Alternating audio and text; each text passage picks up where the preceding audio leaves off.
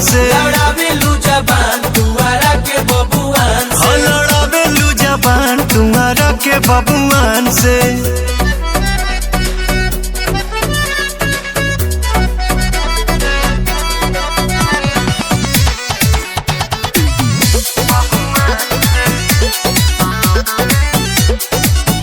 और काटा के दम पर दुपट्टा पकड़ के करेला प्यार काहे जबरी रगड़ के।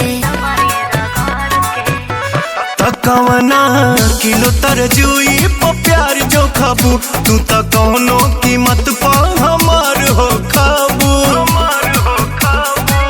कदो शिकायत जाके थाना दीवान से रानी लो कबू नहीं तू बिहान से।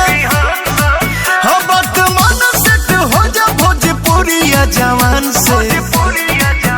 कि लड़ावेलू जबान तुम्हारा के बबुआन से। लड़ावेलू जबान तुआरा के बबुआन से। लड़ावेलू जबान तुम्हारा के बबुआन से।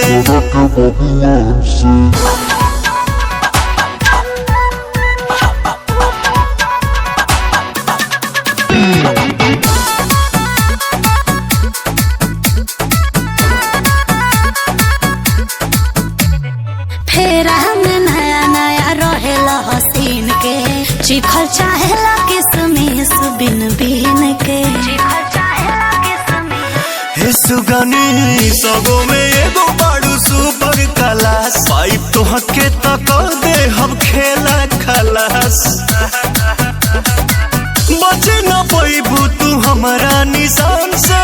हिल जाई माथा पवन के ऐलान से। मन बतिया तुम्हार बच जाइबू नुकसान से। कि लड़ावेलू जबान तुम्हारा के बबुआन से।